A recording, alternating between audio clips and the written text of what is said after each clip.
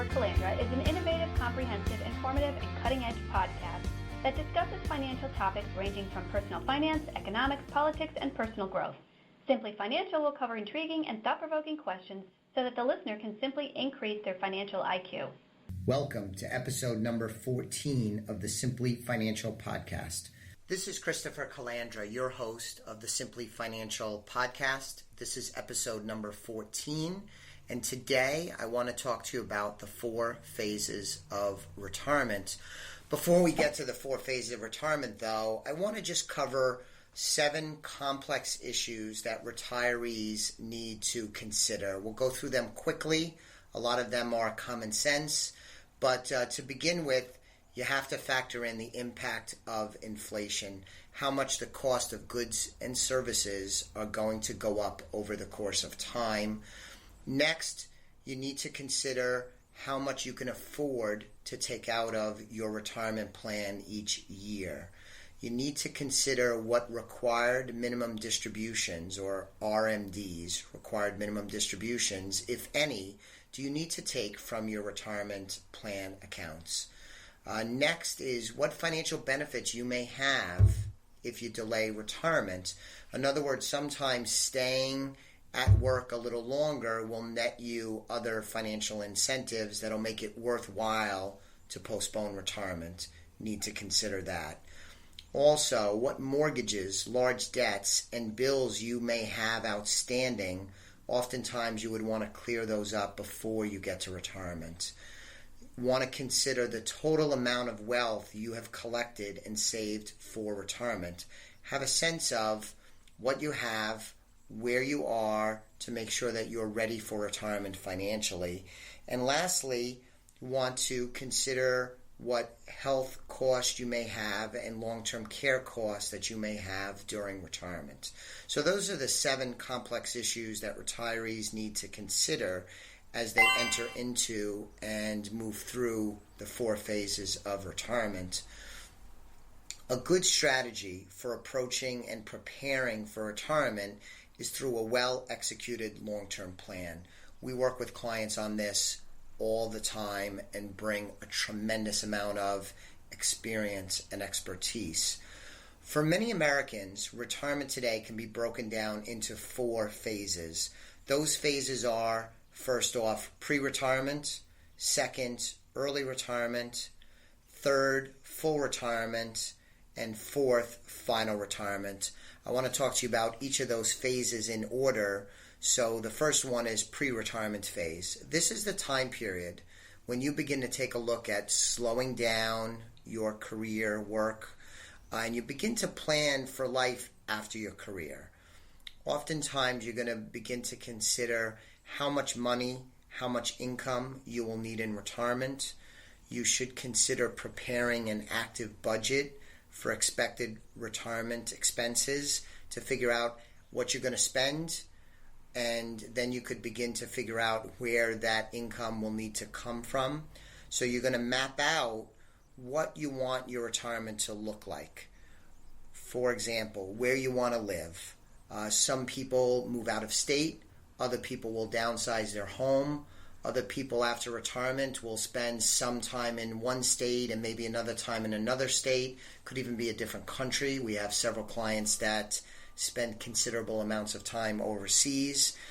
Basically, you want to come up with retirement goals. In the pre-retirement phase, establish what you want your retirement to look like, what your goals are.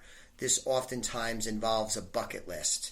You want to go to Italy, you want to visit each of the 50 states, whatever is important to you, you set up your retirement goals in the pre-retirement phase.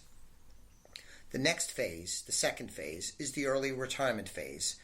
This is the time period where many Americans have a tremendous amount of energy and enthusiasm. You finally got to the point where you're retired, tremendous amount of enthusiasm. So, in figuring out expenses, it's not unusual for lifestyle type experiences. Travel, sports, buying toys can be a bigger percentage of your budget. Many times when you get to the early retirement phase, you have pent up demand for certain things.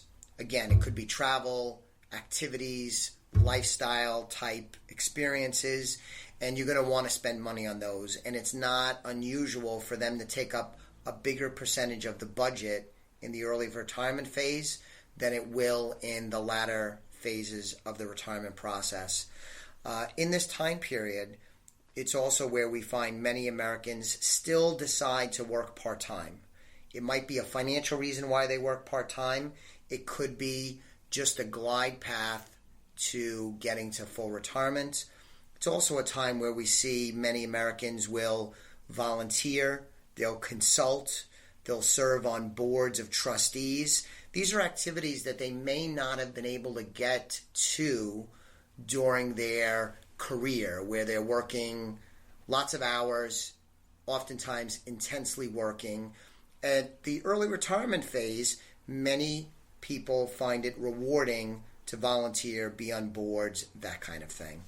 The challenge in the early retirement phase, what I've learned over my 25-year experience working with pre-retirees and retirees, is it's a challenge that goes beyond financial. It's often a struggle about filling time. It sounds great to get to retirement. You think about it a lot. It's talked about a lot. If you're working with a financial professional, the subject comes up all the time when you meet to review things. But sometimes it's an adjustment, a big adjustment, because if you think about it, you may have gotten up for work for every day for 20, 30, 40, 50 years, and there's a lot that goes into the experience of going to work. The habit, the self-worth, the fulfillment, the social interaction, the purposefulness of each day. And when you wake up on the first day after retirement, it can be an adjustment when those things are taken away from you and you have to figure out how to fill your time. I'll tell you a funny story. I have a client of mine who was CEO of a company, very, very active business-wise, put in a lot of time, traveled quite a bit. And after they retired, soon after they retired, I was trying to schedule a review meeting with him. And he said to me, I can't meet you on Tuesday because I need to go to the bank. And then we kind of had a good laugh about it, because here's a guy that probably did 1,000 things a day during his business life, just one after another. You could picture that A-type personality. And when he retired, he's in the early retirement phase, he was still adjusting, and all of a sudden, going to the bank, he didn't want to have a business meeting on the same day he was going to the bank, and it's just silliness. But it was just the adjustment that he was trying to go through to figure out the new normal for him. But the takeaway is that it's not always easy to adjust to not working, and it's not necessarily about financial. There's a lot of other emotional aspects wrapped up in that.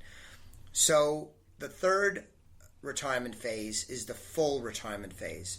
This is the time period in the middle of the retirement cycle. And this is a period where hopefully you have realized many of your travel and lifestyle dreams. You know, you really did a good job of working through your bucket list, and you fulfilled many of the goals you had planned for in retirement. For many Americans in the full retirement phase, they see their expenses go down. They might be traveling less. They might have bought some toys like expensive cars or antique cars or whatever the person is interested in. So oftentimes you'll see expenses go down in this phase. It's important to understand, though, that I'm assuming the individual or the couple has good health. If you have poor health, deteriorating health, there's a chance that health expenses or long-term care expenses can begin to take bigger and bigger portions up of your budget. But for the purposes of this little discussion, I'm assuming that we're in good health through early retirement and the full retirement phase, which is what we're talking about now.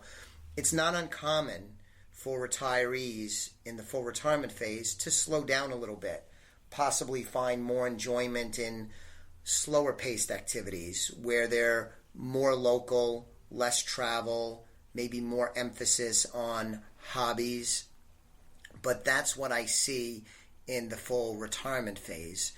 The last phase is the final retirement phase. These are the final years of retirement. Many find themselves battling physical and mental challenge, the kind of things that are associated with old age. Changes may include moving from your home, perhaps into a smaller home, perhaps into an assisted living facility, or maybe even a nursing home. Many times during the final retirement phase, you find that medical expenses, including prescription drugs, they begin to take up a significant share of your monthly income. It is unfortunately an all too common experience in America today. Also, during the final retirement phase, it's not uncommon for activities to be restricted due to physical limitations. So a classic example is the person may not be able to drive anymore, which of course has a big impact in the activities they could pursue. Or maybe they can still drive, but not at night, or not long distances, or avoiding the highways. But the point is that lots of times you'll see restrictions due to physical issues, so you can't do the same activities you were doing before. So that's the final retirement phase.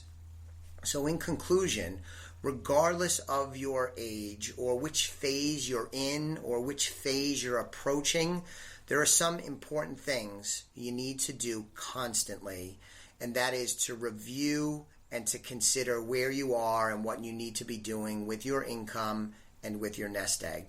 So a few keys to this include: pay attention to your cash flow, as your needs can be different from one phase to another.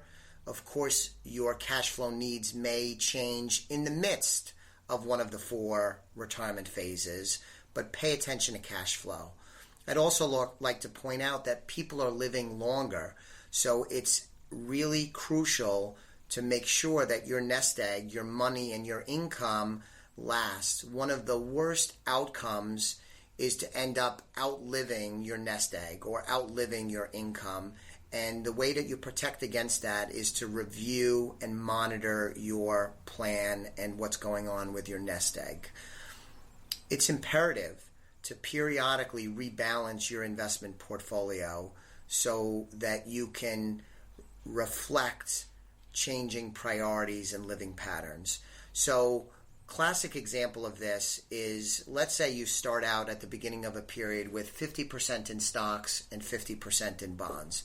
It's not a recommendation. This is just a conceptual illustration.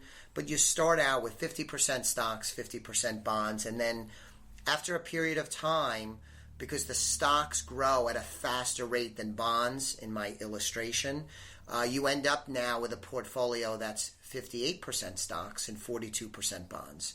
Now that could be because bonds went down. It could be because bonds grew at a slower rate. But nonetheless, after a period of time, you're now 58-42. That means you're more aggressive than you were at the beginning of the period. And you're also older now than you were at the beginning of the period. And when you rebalance, you'll oftentimes go back to 50-50 so that you make sure that over time you're not accidentally becoming more aggressive because you're not paying attention to the details of what's happening in your portfolio. At Elliott Wealth Management Services, we are very focused on rebalancing. Just to advance the ball a little bit over what I just illustrated, it sometimes makes sense to rebalance your investment portfolio so that you become more conservative over time to reflect your priorities and where you are in the 4 phases of retirement. But the takeaway is you want to periodically review your asset allocation, review your portfolio, and rebalance to make sure that you're taking the right amount of risk and the portfolio is appropriately allocated.